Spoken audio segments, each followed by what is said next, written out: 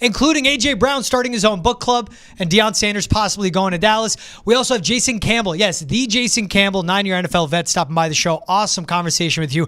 Honestly, one of my favorite human beings we've ever interviewed on the show. We break down the crazy Wild Card Weekend opening in the NFL, and we talk the latest in WWE and Raw and Penta's debut on WWE. That's Boston has entered the chat wherever you get your podcasts, Spotify, Apple, Amazon Prime. You could also watch it on Nested's YouTube page. Now, let's get to Foxborough Rush.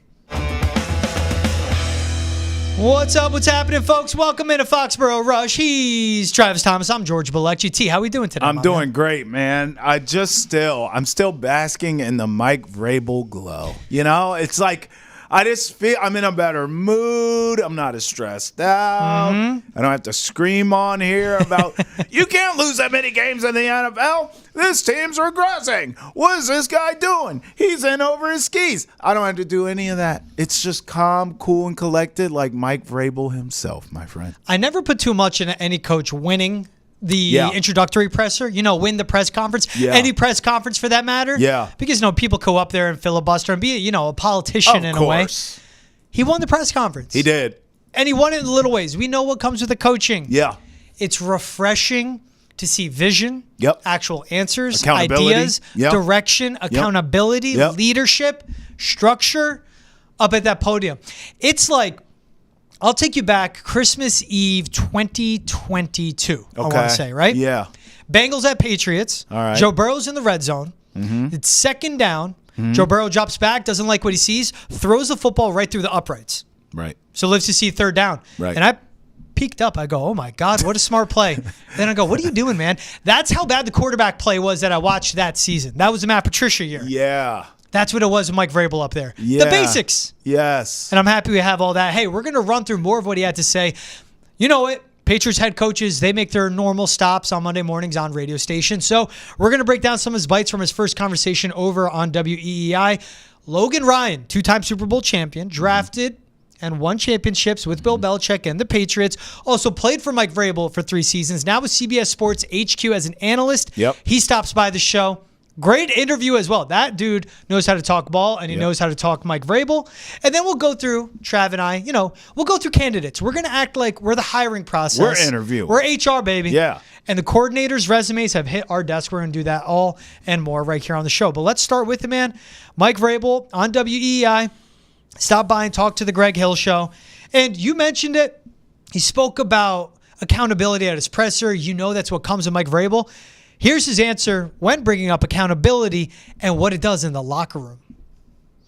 But that's not like that every year. That's hard to create. That's a unique relationship that is between the players. And again, I have to try to, and along with Elliot and our personnel department, is bring in those types of players that will do that. And again, if they don't, then that's where I have to step in and protect the team. It's a little bit easy. If they don't bring accountability to the locker room, I have to step in and take action. That's Mike Vrabel saying, if I have players that aren't bringing leadership into the room, that's right. That's when I go in. Look, bud, not going to work here. And that's when it sounds like we wonder what the power dynamic will be between a Mike Vrabel and an Elliot Wolf in the personnel department. Sounds like things like that. Like he goes to Elliot, this guy's not working. Trade his ass. Cut his ass. Let's go out and get this guy. He's a good leader. He's a good player, and I'll make him better. But go out and get leadership. And he keeps talking about that because you know what it is, Trav? He's not talking about we're going to do this with the pass game, this with the running game. He mentioned what the goals are. AFC East championships, win playoff games, host playoff games. Yeah, simple stuff. But his goal number one is that first step in getting back to being a good team is leadership, and he brings it up time and time again. It also has me very curious about the off-season acquisitions. And obviously, all of us feel the same way. We want T. Higgins. You want these big-name, expensive guys. And I'm not, I'm not backing off of that. I still want that. But I also am going to be curious to see what other players, sort of, I guess, George, for lack of a better term, that second tier of free agents, right? Those late draft picks and late signings. I want to see that because I think you're going to see a lot of culture guys. I think you're going to see a lot of tough guys, good soldier types brought in here to change the culture, to buy in to what Mike Vrabel is preaching and teaching. And so I'm going to have my lookout, for those kinds of players, because that's who I think Mike Vrabel's going to go after. Again, not to say they're not going to take the big swings at T. Higgins and others, but I just have a sneaky suspicion based on that soundbite that Vrabel's going to be on Elliott Wolf to bring him those type of players. Because Lord knows, we don't have them right now on the roster. Yeah. Although Mike Vrabel's seemingly inviting whoever the hell's on this roster who has some dog in them, prove it. Yeah. Show me, because I haven't seen it. I know I haven't seen it. So I do want to see who emerges from this current group, but just those, don't get so caught up in the big name free agents and that first round pick at number 4. Look at some of the other guys, late round, 4th, 5th, 6th round draft picks, day 2, 3, and beyond, free agents that Vrabel brings in here. That may be where some of these wins and losses are found, George. Yeah, I agree. I think that's a big part of it's those late round guys. That's why you look at a Ray Agnew and a Mike Borgonzi, the GMs I'm hammering the table for, pounding the table for them to be brought in and interviewed, because as we've heard the reports, it sounds like a Ryan Cowden could be working under an Elliott Wolf. Sure. Nothing is solidified yet. There's a wonder of the dynamic. There has to be an established leader, but we keep hearing Mike Vrabel drop Elliott Wolf in almost every single answer that he can. We'll get to one of those bites later. He keeps bringing him up. It sounds like, he's going to give him a try, and that must be something from ownership. And we've heard it. Doug Kyde stopped. He goes, I don't believe in giving a GM 1 year, which I understand. Right. Elliott Wolf, to your point, Trav, though, needs to step up a free agency. Alaric Jackson's out there. You may have to overpay, get an actual left tackle. Get something better than a KJ Osborne. Don't get a redundant receiver for the system that you already have a Pop or a Kendrick Bourne. Even though Kendrick Bourne was injured, I understand. Go out there and get something to help lift up the offense is something the offense is missing. Talking about the offense and what it was when it was in Tennessee, everyone goes, Vrabel, it's a run-first offense. What are you going to do? Yeah, he had Derrick Henry. Here's his answer when he was asked about being coined as a guy that goes, he likes to run the ball. And again, we want to throw it as much as we can remain efficient and explosive. Want to gain as many players as we can that are tough to tackle, that you don't have to throw the ball 50 yards downfield to create an explosive play. Now, we'll have that ability, but you see around the league, some guys, you flip it out there and they're a good catch and run guy and they're hard to tackle, and you force defenses to tackle, you force secondary players to tackle. We want good guys that are good in space. And again, then how skilled are we up front, how physical we are up front, but there's still something to being able to run the football when you have to in short yardage situations around the goal line, to be able to control the pace of the game late in the game. When you play with a lead, these games, every year they get closer and closer, just as how the league wants it, right? So everybody watches till the end of the game, and hopefully everybody has a shot, and how critical we can execute in the 4-minute, 2-minute situations. And so there is going to be an element that our physicality is going to have to play in, and running the football is going to be part of it, but it won't be the entire thing we do. See the answers right there. I like that he talks about it's the efficiencies of an offense, and also we get in a receiver.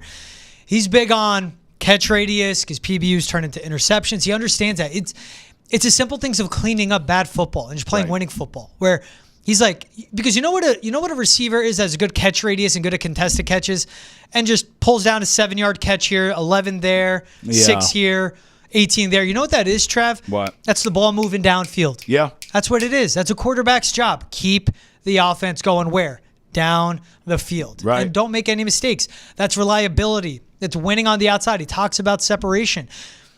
When I hear this, Tate McMillan jumps into my brain from Arizona. Look, 6'5", 215. And I'm big on Patriots got to get bigger at receiver. I need 6 foot, 200 pounds. Bare minimum. That's my floor for receivers that they need. McMillan has vacuum hands, good route runner, awesome catch radius, great at timing his leaps, especially in the end zone to win jump balls. Beat Travis Hunter one-on-one on the outside in a matchup between Arizona and Colorado for a touchdown. That jumps out to me. Not the best of separation, But hey, what's the scheme you bring in? Because Drake London isn't the best of separation, but That's a West a good Coast comp. offense where Yeah. you run the ball Yep. and you set someone up to get open, that's when it works. So it's about finding the guys that check the boxes. And hey, he gets better at route running. You catch him, you coach him, he gets faster. Yeah. You just teach him how to be smart and know how to beat zone defenses. Okay, that's creating separation. That's coaching. But the natural ability of a Ted McMillan, which I don't think the Patriots should take F4, the natural ability is there. Then there's a Trey Harris's, the Pat Bryants you could get later in the draft. Maybe it's in a Jalen Royals who's raw. I keep comparing him to Dontavian Wicks. Further along than a Javon Baker, but like a Dontavian Wicks could take a few years. It's all that comes into mind for me. Well, I'm glad you covered all the wide receiver stuff because I'm going straight to the run game. I'm here. Listen, he had Derrick Henry in Tennessee. Derrick Henry ain't walking through that door here. However, if you sort of look at a new coach who had an impact right away day one and who sort of, for lack of a better term, revamped a run game on the fly, I look no further than Jim Harbaugh. I mean, Jim Harbaugh goes to the Chargers. George, that's a team who, think of how many years Austin Eckler was there holding down that position. They let him walk. Yep. He goes and gets paid elsewhere in Washington. And Jim Harbaugh calls his brother. Says, hey, can you do me a solid? I need all your running backs with the Ravens. I know you got Derrick Henry now. Congratulations. Give me everybody. J.K. Dobbins, the Gus Bus, Gus Edwards. I mean, Harbaugh comes in there, and you look on paper, and you say, well, that's a downgrade. You go from a Pro Bowler, even though he's getting long in the tooth, you go from a guy in Austin Eckler to, two sort of cast-offs with the Ravens. And how is that an upgrade? Well, it was, George. I mean, J.K. Dobbins damn near ran for 1,000 yards. Gus Edwards was that complimentary back. Their run game was solid. And all of a sudden, Justin Herbert, you ask less of him than you did in years prior where he was doing everything. So that team won 11 games. And I get it. They flamed out wild card weekend. It didn't go well. That's their problem, not ours. I'm saying for the sake of convo, you mean to tell me Vrabel can't come in here, revamp? I'm going to use that word again because it's fast. Revamp that offensive line. Revamp, not renovate. That takes long. Revamp the offensive line, the run game. I think he will. Yeah. I know he likes Ramondre Stevenson. That's fine, but I think there's other guys to be had. Maybe you do go by committee. I don't know. Maybe it's a complimentary piece for Ramondre. I don't know. But I do believe Vrabel in his formula, he's going to get this run game going, and it's going to be quick. He will get it established. And that, George, we're talking about all these receivers. He's still a run game, an improved offensive line. That's going to help Drake May big time. That's going to make him more efficient. And it's big with what he can be. He always brings up the offensive line. David Andrews coming back. We'll see. Maybe Cole Strange is the center to move forward. Yeah, Layden maybe. Robinson with proper coaching on the offensive line. All the reps he got at left guard as a rookie. Yeah. Run first. He was a good run blocker. Needs to work on his pass pro. Mike Onwenu at right guard. Go out and sign 2 tackles. Maybe Caden Wallace becomes something. Maybe. They got to address the left tackle position. That's their biggest need on offense. Yeah. But he talks about the offensive line ad nauseum. He's going to have to work with Elliott Wolf on all this. Here's what he had to say when he was asked about the conversations he's had with Elliott Wolf since he's taken the job. Through the conversations in the interview process and the conversations over the weekend with Elliott and with Robert and Jonathan and just trying to put a roster together in a program. That to me, that's the biggest thing. I want to try to put a program around our coaches, our support staff, our personnel department, our players most especially, that people want to be a part of, that they're proud of, that they invest time and energy in, and we can start to see results, beginning here in the off season when we don't have the players, and then when we have the players in April, that these guys are like, okay, I feel like what we're doing is going to help me. We don't want to waste anybody's time, especially the players' time. So this is all very important to me, and it's all very calculated after having done it, for 6 years in Tennessee. Man, he's talking about his experience on building up the team. Yep. Working on personnel. And when he was in Cleveland, what he shared in an athletic article and what he coveted for the job was open, direct communication with ownership. That's it. So it's not just him saying, Elliot, these are the guys we have to target. It's him being able to go to a Robert Kraft and go, I'm going to pay a left tackle Yep. $27 million a year. Yep. You guys have to sign on it. We got $132 million in cap space. We're not going to only use 70% of that. We need 90%. Right. Maybe we don't have to use it all, but we're going to have to go out and address these needs. Hey, our pass rush stunk. Chase Young, going to be a free agent, is a good pass rusher. Get him with me. I'll coach him up. Put him with Christian Barmore and Keon White. We'll take someone else as an edge guy in the draft, and we have depth. That's what it's going to have to be. Hey, we need a safety. Hey, we need a number 2 corner, a bigger number 2 corner. Charvarius Ward. He's about to be 30. He's going to hit the market, leaving the 49ers. I need to pay him. That's what it comes down to. Working with Elliot Wolf and then working with ownership to get it. You hear him keep mentioning Elliot Wolf, man. I want a new leader in the front office, Trav. I'm not going to stop saying that. Me too. I don't think we're going to get it. I don't either. But what you're speaking of, what Vrabel's speaking of, is collaborative, right? Like working together. And you and I have talked about this throughout the Gerard Mayo experience, where there needs to be a balance here a little bit, because Belichick was standoffish. Mayo was too damn transparent, and Green on the job just didn't, he didn't know what he was doing. I think Vrabel is that balance of both. Obviously, he understands the Belichick way. Obviously, right? And he has a lot of that. You see that DNA. But I also think you can take some things from the Mayo situation of, I do need to collab. I do need to work with the Crafts.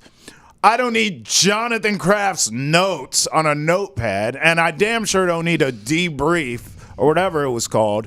But at the same time, yes, to your point, George, all parties need to come to the table, have these conversations out in the open. There does need to be transparency in-house, not the media, in-house, and we need to work through this stuff together. I think Vrabel's a perfect balance of this, George.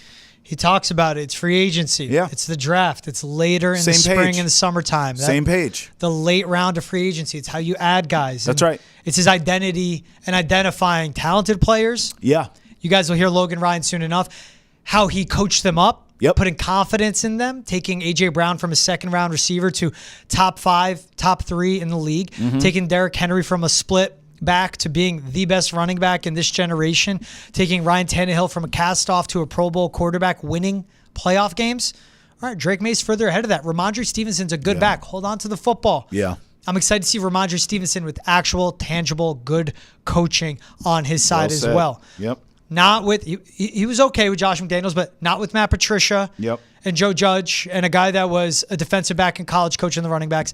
Not with Bill O'Brien, one and done, and not with, again, it's going to be 4 running backs coaches in 4 years for Ramondre Stevenson. We have to address that, but with structure and a standard for the head coach. Last one. Here's Vrabel on him and how he builds relationships with players.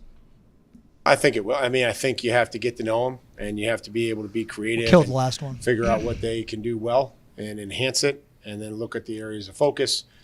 Be honest with them, and we'll need to make sure that our players understand that, it's imperative that we tell the truth, that we seek the truth, and handle it. Because good players want to be coached, great players want to be told the truth. What do I need to do to get better? What do I need to do? And when they ask you that, and you're honest with them, but then not only honest with them, but that you help them get there, is something that really goes a long way with a player. These guys, most of them, I would say a high majority of them want to be coached. They want to be pushed, and they want to be held accountable to make themselves better. That's what it is. Looking for players that want to be coached. Yeah. And it's him going with, I'm going to tell them what they're doing wrong, but I'm going to tell them how to do it right. And that was part of the reports that were coming out about him with the Titans. Here's a quick excerpt from The Athletic where the emphasis on accountability stretched from the practice squad up to the team's biggest stars. Vrabel was unafraid to call out A.J. Brown, Jeffrey Simmons, Derrick Henry in front of the entire team. Not everyone appreciated it, and Vrabel admits that at times he focused too much on the things players are doing wrong instead of highlighting the things they were doing right. But most of the Titans locker room understood where he was coming from.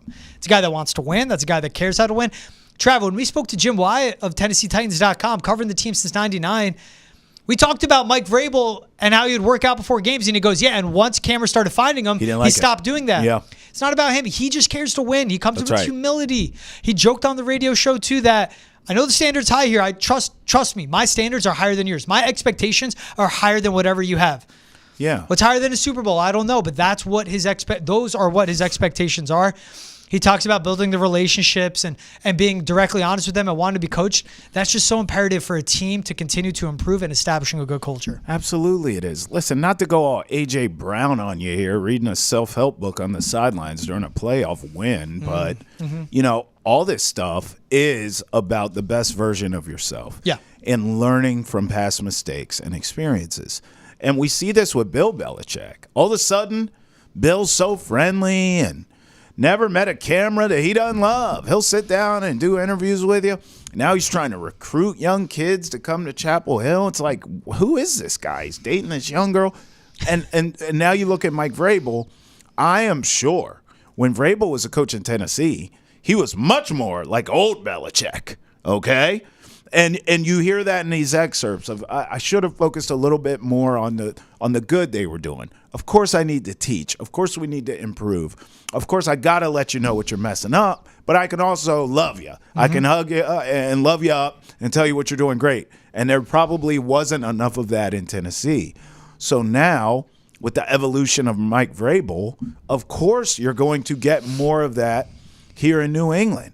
And that's what life is about. We're all trying to improve, George. We're all trying to get better and take, losses and learn, right? You take an L, okay, fine, but what's the other L? Learning. So I think we're going to get that from Mike Vrabel here, and I thought it was evident in that quote. Good players, yeah, I mean, they want you to coach them, but great players want to be told the truth. It's the same for coaches. You're trying to improve just like the players you're coaching, right? So I'm sure the truth looking in the mirror for Mike Vrabel is I need to be more tactful. Mm-hmm. I need to be a kinder, gentler version of myself here in New England, especially with these young players, George. We're not talking veterans here like in Tennessee. There's a lot of young guys. And so I think we're going to get that from Mike Vrabel, and that's great. Hey, I mean, he built up Jeffrey Simmons to be what he could be. I could go through the list of those guys. I like that. Take an L, catch an L, learn from an L. Right. There's two L's. The loss and the learning. That's it. Trademark that, man. Print the shirts, T. I'll be getting something. If you want to hear more on Mike Vrabel, be sure to check out today's episode of Nesson's Daily Sports Podcast.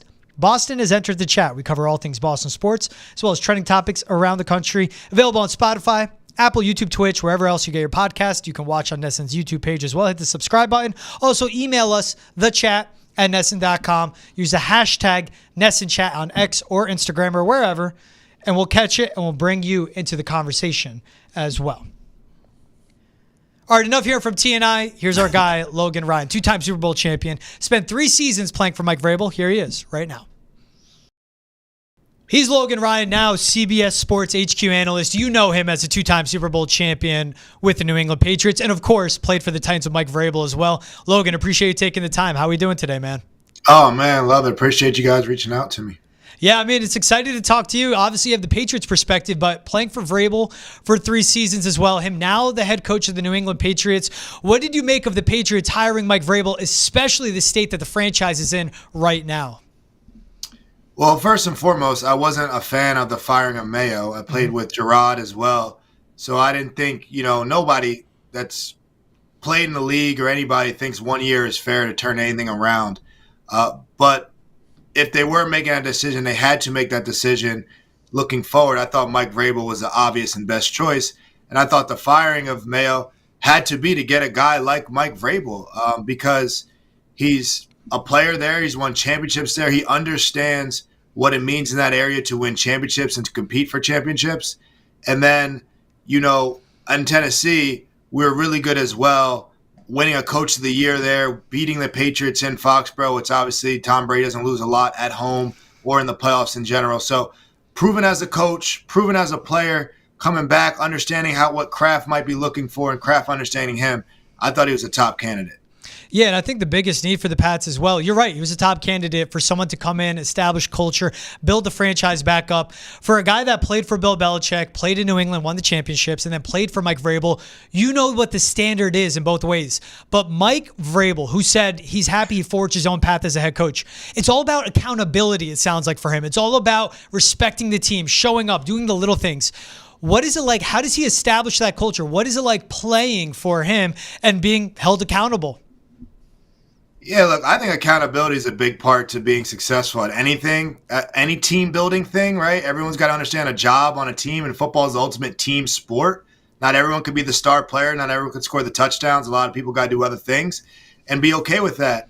Vrabel always said, I'm going to treat you like how you treat the team. So if you're late or you don't care about the team as a star player or not, I'm not going to be too kind to you. And he was pretty honest about that, and I respected that because I was a guy that was used to winning and wanted to win there in Tennessee as well.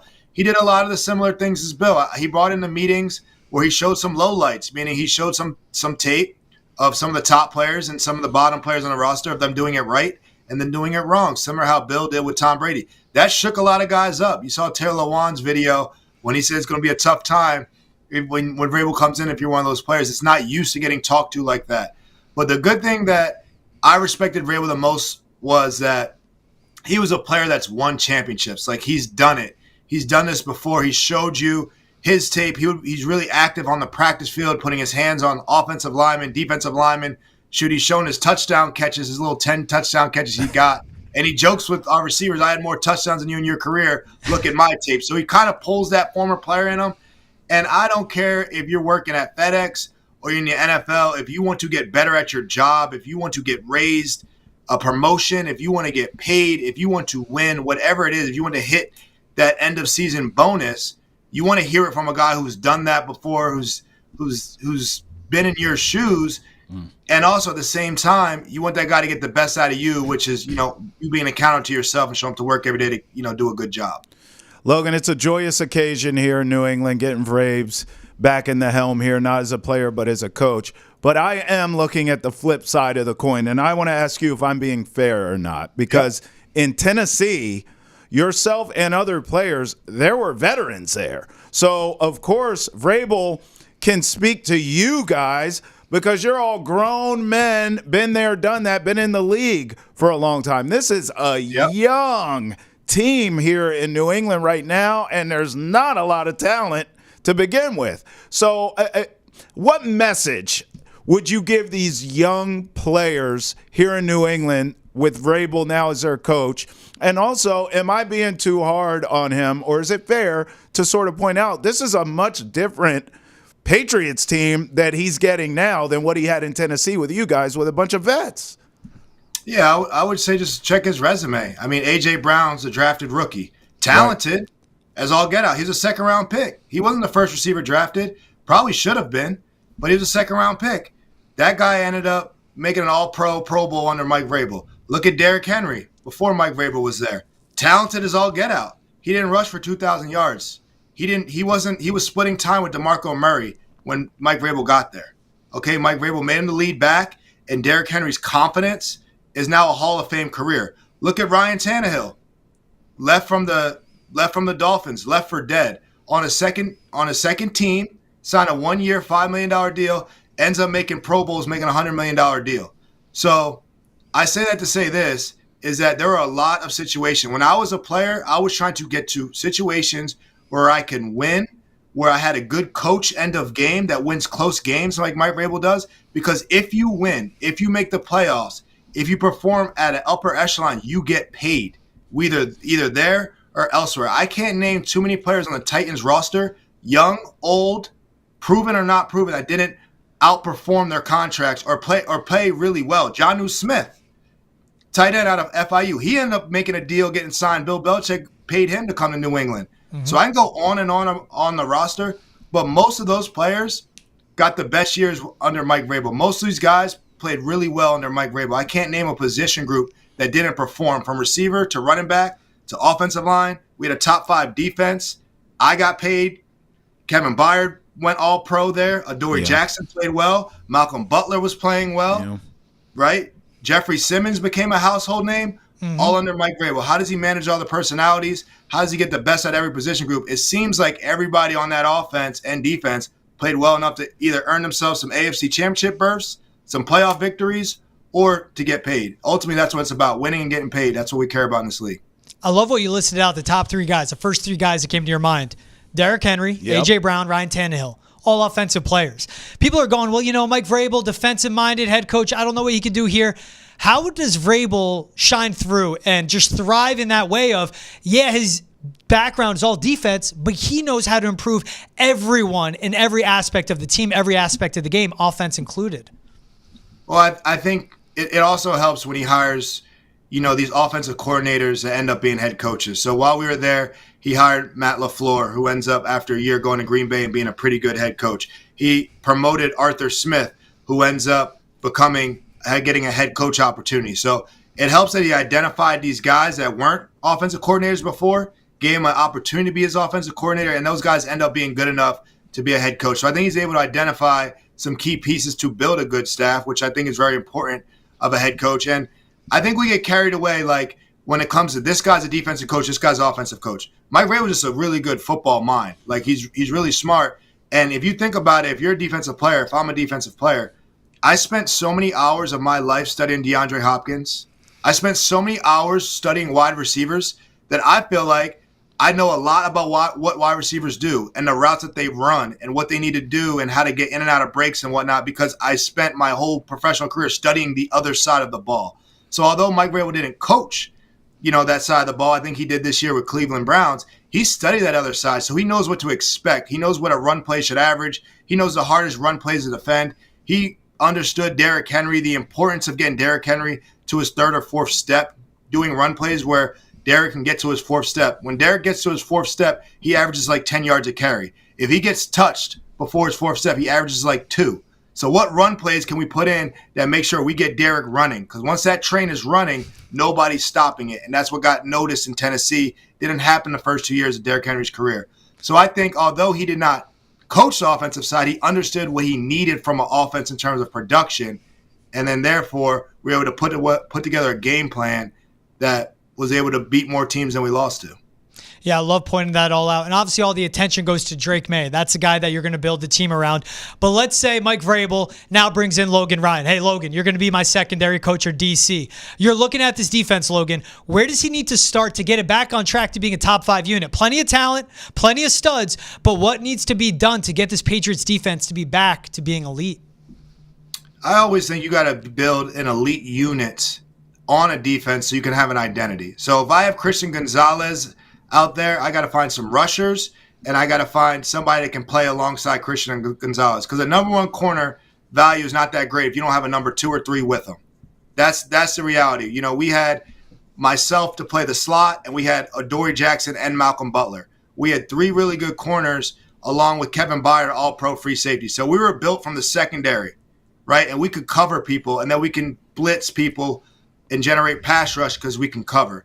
So I think you got to have some identity there. Bring another corner in with Christian Gonzalez so you guys can cover people. Then you can bring the blitzes and pressures, but you got to be able to man up. I think cornerback play is so important in pass rushers.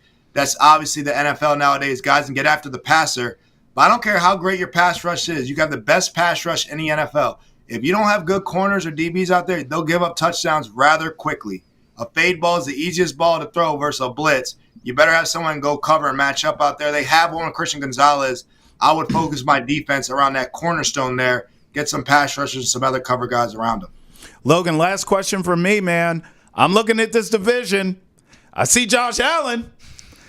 I don't see anything with the Jets that scares me. I don't see anything with the Dolphins. They can't even play outside in the elements, for God's sakes. Right. Tyreek Hill's moaning and complaining.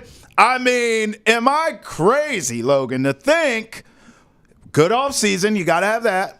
Good draft pick at 4. You need to spend some money in free agency.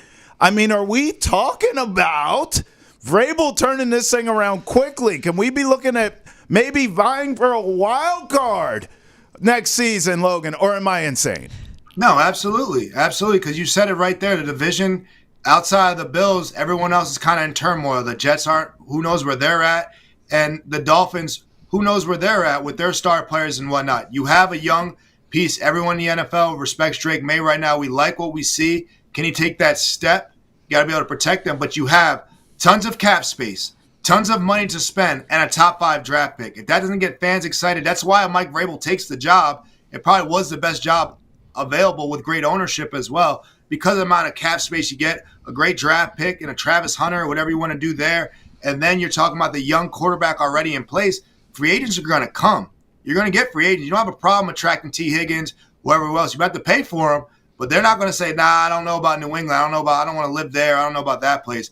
Free agents will have no problem going to New England. So you're going to bring in some star players in there to put around the quarterback, and you have a young quarterback that's not getting paid, that is the time to suit up and bring those players in. So New England looks like a great destination. And I say, hey, you get some players that Drake made to throw it to, cover some people. The wild card is not out of realm at all. Hey, man, 9-10 wins, maybe even 8. How the AFC on that bottom half is wide open could get them in. Deron, Logan, excuse me, sorry, I'm thinking of your Rutgers teammate, Deron Harmon there. There you go, Deron, shout out to the closer. Another Rutgers guy. You talked about the accountability from Mike Vrabel. You talked about how he made guys better. What makes you want to play hard for him? Well, I think because you have a chance to win. Like, I don't necessarily, I'm going to run through a wall for a coach. I want to run through a wall for my family. Like, I want to get paid. I want to win. I want to get more of these trophies behind me. That's how I was motivated. So to me, Mike Vrabel gave me a chance to win every game. Like, we didn't have a coaching disadvantage. We had an advantage. We had a great game plan. We had the opportunity. We were prepared. So I was like, all right, guys, we go do our job. We're going to win. And winning cures all. Winning is what it's about at this level. And that's what we do it for, because when you win, good things happen to everybody on the team. And when you have a coach like that, when you have a Sean McVay, when you have a Kyle Shanahan, when you have a coach like that, you feel like you have an advantage to winning. Like, what's our game plan going to be? Oh, yeah, it's going to win. You know, Vrabel's also a game plan coach, meaning he'll switch things up. The offense might look different week to week. The defense might look different. What does it take to win that game? And when you do that enough and you go a game plan, you're like, I don't know about this one, and it works, you're like, all right, I trust my guy. I trust this coach to put us in position to win. He's won as a player. He's won as a coach. He won a coach of the year. And he's having us win close games. He's good with the timeouts. We're not making no mistakes with time management. Oh, yeah, we got an opportunity to win every game. So I feel like that's what it was about. It wasn't about playing hard for the coach. It's like, oh, this coach gives an opportunity to win.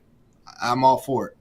Hey, man, it's like you said, Taylor Lewan laid out. You know, you got to know the janitor's name. You got to know the keys to the game. And then he also said, all those one-score games, you're going to win those. If the Patriots won all their one-score games, they would have won 6 more. Like, they would have had 6 wins on the season. That's every team in the league. Listen, every team. Half your games are going to come down to that. Look at the playoff games or not. Like, they're going to come down to clock management. And does this quarterback know what to do? Can we take care of the ball, right? Look at the Bucs. Right? If they take care of the ball, maybe it's a different story. If the clock management's different, maybe Baker Mayfield gets a chance. Right. I think Vrabel gives you an opportunity. Look, it doesn't always go your way, but half of the games in the NFL are one-score games, and the better coach usually gives you more opportunities than not to win it. And as a player, you know, you're put in that position to win them. You know, you have the ball in your hands. You got to make the catch. You got to play the defense, but you don't want a coach to mess it up. You don't want a coach to not give you the opportunity. Hey, he's Logan Ryan of CBS Sports HQ. You want to see him making plays? Make sure to watch Logan Ryan on CBS Sports HQ. You can watch him on cbssports.com/live. Catch him in his full coverage. Logan Ryan, great conversation, man. Appreciate you stopping by. Awesome talking Patriots with you and Titans as well. I appreciate you guys. Thanks for having me. Thank you. If you're enjoying the show, be sure to check out Foxborough Rush every Monday, Wednesday, and Friday. All things Patriots football. Mike Vrabel is hired. Patriots have the number 4 overall pick. The offseason is just heating up. Available on Spotify, Apple, YouTube, Twitch, wherever else you get your podcast. That's Foxborough Rush, wherever you get your podcasts. So, Trav, there's a lot of questions. Everything's swirling around. You got the head coach. You got the quarterback. Yeah. Who's going to be calling plays? Before we get into the coordinator conversation, there is the news. The Browns have promoted Tommy Rees to offensive coordinator. Okay. Of course, he was a quarterback in Notre Dame. He was the OC for Notre Dame in Alabama under Nick Saban. This past season, he was a passing game coordinator under Kevin Stefanski with Mike Vrabel out in Cleveland. Honestly, I'm happy with this news. I want him to stay in Cleveland. I understand people wanting the overlap in his scheme because Alex Van Pelt's gone. You know, Tommy Rees can bring in similar terminology. Sure. I want someone that's called plays at the NFL level. So let's start the offensive coordinator conversation. Okay. You know Josh McDaniels is a big fish. Who are the guys that you're looking for, or what are you looking for more of in an offensive coordinator? I think I'm stuck on the big fish and McDaniels because of some of these other names available. I don't love any of them. I would have been fine with Reese. It's not going to happen. Fine. Offensively, you know what I need, and this is why I'm probably on McDaniels here. I just need competency. I mean, honest to God, the worst football I've ever seen play, even worse than the end of Belichick, was when Jacoby Brissett was the starting the starting quarterback before we went to Drake May. Now, I'll give you that Bengal opener because I just think they shell-shocked the Bengals, and the Bengals were asleep, as we see now in hindsight, for the first month of the season. That's what screwed them at the end, right? But, man, every other game, after that damn Bengal game, I don't know why they stuck with Jacoby Brissett as long as they did. If you remember, you and I argued till the cows came home twice about when they should start Drake May, and finally they did. But I need just competency, which is why I think I'm with McDaniels. You know, of course you want to run the ball more effectively. Of course you need to be more efficient in the passing game, as Mike Vrabel has said. Of course you need some weapons. T. Higgins could help, maybe in the draft, whatevs. We know all the things needed. Certainly that offensive line needs improvement. But one thing's for sure. Whatever method in which you get there, whether you're going to be maybe more of a run-heavy team or we'll see new wrinkles in the offense with Drake May, whatever it is, you can't do any of that stuff without the foundation of competency. Okay? I know need higher you think standards. I'm trying to be funny, but I'm not. Like, just give me an adult, grown-up, buttoned-up offense. But I don't want some first-timer or some guy with this innovative system. No. I know what I'm getting from Josh McDaniels, okay? Give me him. I've seen him work with coordinators. I don't love him as head coach, but that's not what we're talking about. As an offensive coordinator, I've seen him maximize quarterbacks. I've seen him maximize what you do have. By the way, Josh McDaniels' offenses, they haven't had all these weapons all over the place. So I'm okay. I know he can make chicken salad out of chicken you-know-what. Give me Josh McDaniels with Vrabel. That's a ton of experience together. Yeah. George, two guys that love this franchise, and it works for me. Some of this is not so much that I covet Josh McDaniels, but some of it is because of the pool of candidates. I don't love any of them. So I'll take Josh McDaniels because I'm comfortable with him, and I've seen him maximize most with the less. I mean, you're getting way more of the competency when you get Josh McDaniels. Like, it's Yes. right there. No one has a resume like him. Is his game going to be modern? He's going to come in. It's going to be run heavy, Yeah. and it's going to be a balance with a zone offense, but also an outside zone. I'm saying Sure. but also go gap scheme on it with the run game. And it's going to be a lot under center. He likes a fullback on the roster. This is what you get with him. But we saw the gimme plays he would be setting up for Jimmy Garoppolo. Look, what you get with Josh McDaniels is a guy that's been doing it forever, has been in New England, has coached on the defensive side of the ball, has now been one of the most successful and more achieved offensive coordinators currently in the game. Last time he was with the Pats in 2021, they were 7th in scoring offense. They were 5th in points per play, 0.43. Buffalo was first, 0.45. 7th in red zone scoring percentage. Again, this is 2021. 2.8 offensive touchdowns per game. That would have been 9th this season. He was doing this with Mac Jones, Devontae Parker, Jacoby Myers, Kendrick Bourne, a lot of free agents signed. Most importantly, Mac Jones. Now you give him Drake May. I see what the ceiling is there. I don't love Josh McDaniels. Me either. He can have an overly complex system. It's relying a lot on the quarterback at the line of scrimmage. It's a lot of option routes for the receivers, which is hard to grasp. Yeah. But you know what you get with Josh McDaniels? You get longevity. Yes. I think if there's any, look, there are a lot of dumb owners out there. I don't think anyone's dumb enough to hire him to be a head coach again. No. After what he did with the Broncos, what he did to the Colts, leaving him at the altar. That's right. And what he did with the Raiders That's right. in a season and a half. Yeah. You bring in Josh McDaniels, then all of a sudden you have Mike Vrabel, who's going to be here, let's say 5 years minimum. Yes. And then you have Josh McDaniels, let's say, who will be here 5 years Agreed. minimum. And that's what's important. Whoever's under him, you go up. If it's not Josh McDaniels, let's say you can't get him, give me Clint Kubiak, the Saints offensive coordinator this past season. Look, he's learned under Kevin Stefanski going back to 2021. Same system as AVP. Keeping the lingo is so important for offenses. Wide zone run scheme, open play action, give me plays for quarterbacks. Drake May has thrived in play action. He was the Broncos pass game coordinator in 2022. Hey, called plays for half a season. Nathaniel Hackett was fired. He learned how to not do things. 49ers passing game coordinator in 2023. Then the Saints play caller in 2024. With Derek Carr, he was 14th in EPA per play. And with Alvin Kamara, he had him rush for a career high 950 rushing yards. He got the best out of Alvin Kamara, and he got what he could with Derek Carr and Spencer Rattler and Jake Hayner. And you know what? A big mess there as well, because the Saints by no means were a stand-up organization this past season. I tell you what, man. McDaniels, Kubiak, I'd prefer McDaniels out of these two, but I will say this. The Patriots, statistically, were the second worst offense in the league, okay? I'm going to tell you right now, if you can just get me to closer to the middle of the pack, if not the middle of the pack. Raise your standards. That's going to equal more. Where have they gone? Well, not just that. Yes, standards, but it's going to equal more wins, George. I mean, get me closer to the middle of the pack or get me in the middle of the pack. You'll probably double your win. That's 8 wins right there, brother. That's 8 wins. That's why I say competency. Yeah. I'm honestly not worried about wins and losses. Again, Patriots could go 4-13 again if they're just competent, man. They won't. Smart, there's the building blocks. That's my point. They won't win 4 games if they're competent. They'll win more. I know. I'm just saying, I don't care about wins and losses. Show an actual football team, a team that gets better from week 1 to week 17.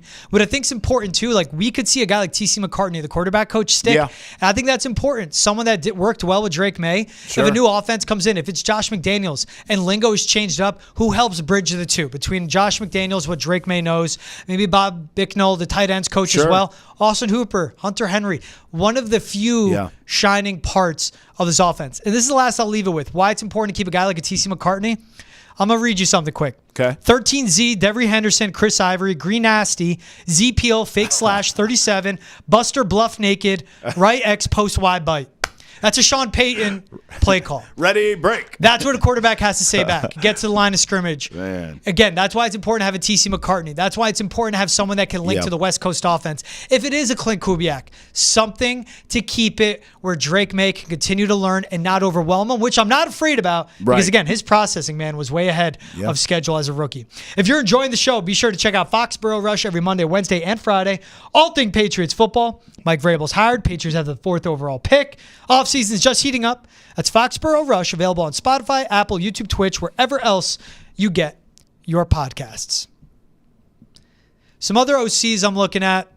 Nick Caley, but never called plays. Josh McCown, never called plays. Alex Van Pelt, no, I'm not going to go there. Defensive coordinator's interesting. Mike Vrabel's a defensive-minded head coach, but this is a CEO type head coach. Look, he'll have his system, but the name's out there. This is where my ears perk up a lot more. You're deeper with DC candidates. Robert Saleh, Luan Arumo, Wink Martindale, Jim Leonard. There's Terrell Williams. Currently the Lions defensive line coach and run game coordinator, but was with Mike Vrabel all 6 seasons in Tennessee. His assistant head coach that final season while coaching the defensive line.